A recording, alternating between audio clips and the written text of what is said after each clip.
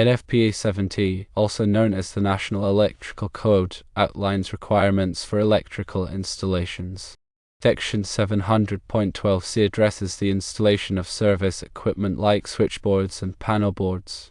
The code mandates sufficient access and working space around this equipment. Specifically, 700.12 code states that the working space in front of the equipment must be clear and free from obstructions caused by fixed equipment or materials. While the National Electrical Code doesn't explicitly require outward swinging doors, there's a general preference for them in service entrance rooms. The main reason for this preference is to prevent individuals from becoming trapped inside the room during a fire or explosion. Regarding a 600 amp service with multiple panels taking up a significant portion of the room, specific considerations come into play. Given the limited space, having the door swing inward might become a necessity. If an inward swinging door is unavoidable, implement several crucial safety measures. Firstly, install a wide door. A wider door provides ample clearance for personnel and equipment to pass through comfortably. Secondly, ensure adequate clearance. The door needs to swing open far enough to allow unobstructed access to the electrical panels. Thirdly, consider installing a panic bar.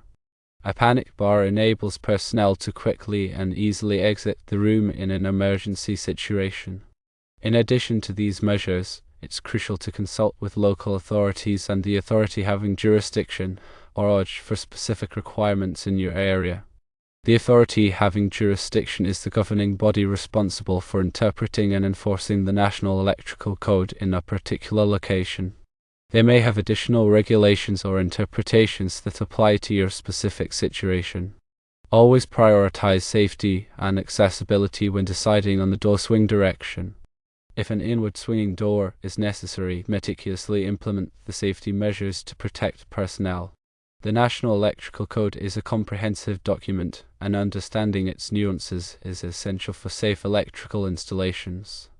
To further elaborate on the NEC requirements for working space around electrical equipment, consider Article 110.26, which details the specifics of working space dimensions. The depth of the working space in front of electrical equipment operating at 600 volts or less to ground depends on the voltage to ground and the conditions of the installation. Condition 1 exists where there are exposed live parts on one side of the working space and no grounded parts on the other side of the working space, or where grounded parts are on the other side but are protected. Condition 2 exists where there are exposed live parts on one side of the working space and grounded parts on the other side. Condition 3 exists where there are exposed live parts on both sides of the working space. For a 120 volts to ground system in Condition 1, the minimum clear distance is 3 feet. For 120 volts to ground in Condition 2, the minimum clear distance is 3 feet.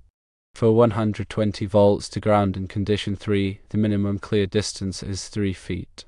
For a 208 volts to ground system in Condition 1, the minimum clear distance is 3 feet. For 208 volts to ground in Condition 2, the minimum clear distance is 3 feet. For 208 volts to ground in Condition 3, the minimum clear distance is 4 feet. These dimensions are measured from the front of the electrical equipment. The width of the working space must be at least 30 inches wide, or the width of the equipment, whichever is greater. The height of the working space must be at least 6½ feet, or the height of the equipment, whichever is greater.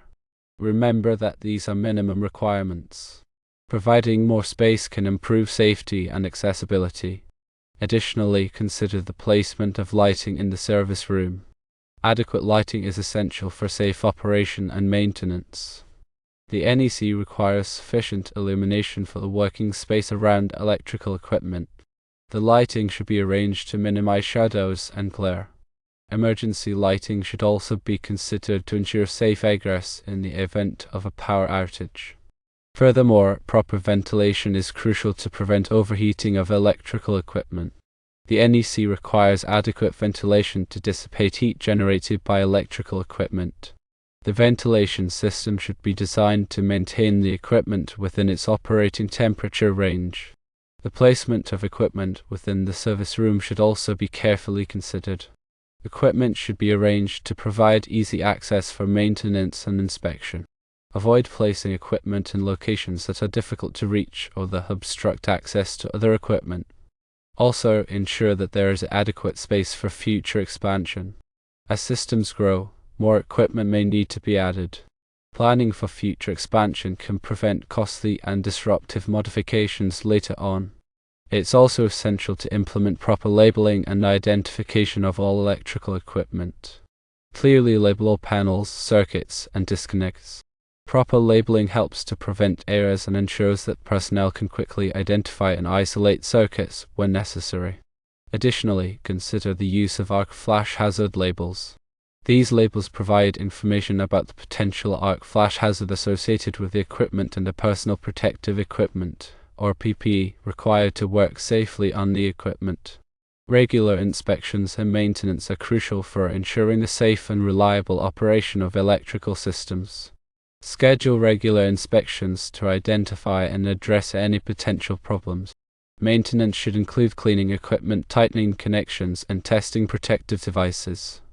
Keeping the service room clean and free of clutter is also essential. Dust, debris, and other materials can accumulate and create a fire hazard. Regular cleaning can help to prevent fires and ensure that equipment operates efficiently. Moreover, consider implementing a safety program for personnel who work in the service room. The safety program should include training on electrical safety, arc flash hazards, and proper use of personal protective equipment, or PPE. Personnel should also be trained on emergency procedures, such as how to respond to a fire or electrical shock. In addition to the NEC requirements, there may be local codes and regulations that apply to electrical installations. It's important to consult with local authorities and the AHA to ensure that the installation complies with all applicable requirements.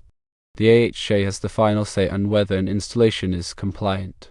The AHA may also have specific interpretations of the NEC that apply to the local jurisdiction. Therefore, communicating and consulting with the AHA is crucial for ensuring compliance and avoiding costly rework.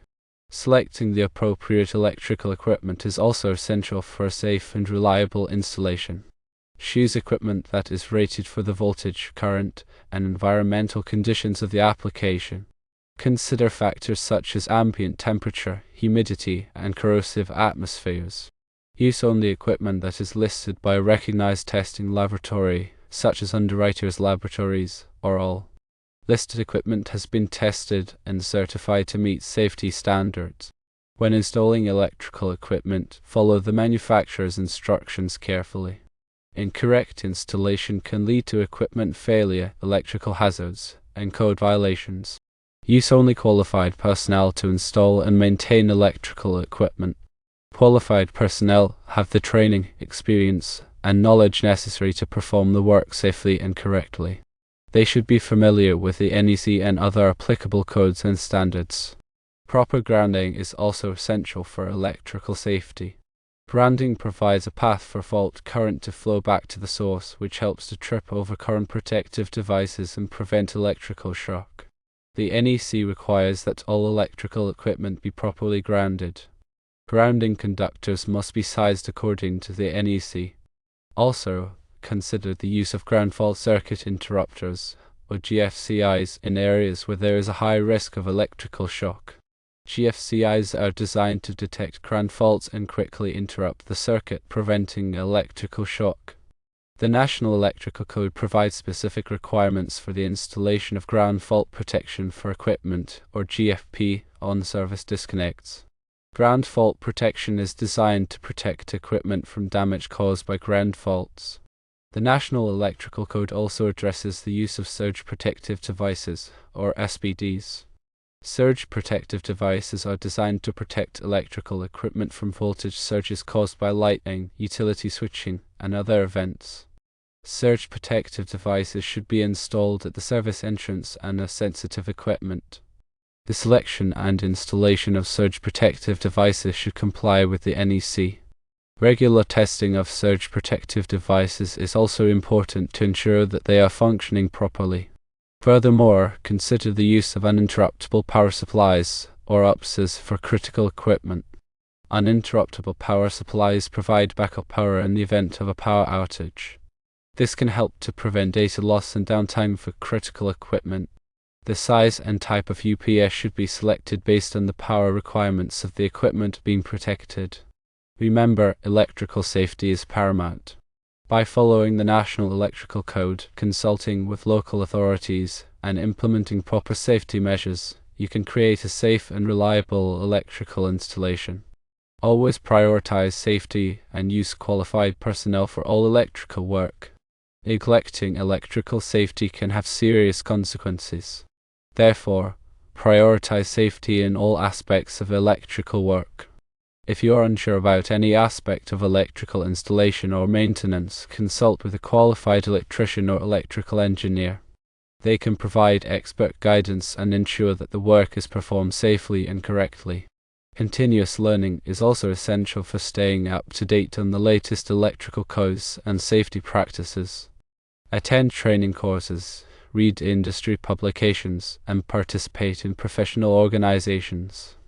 By staying informed and continuously improving your knowledge and skills, you can contribute to a safer and more reliable electrical industry.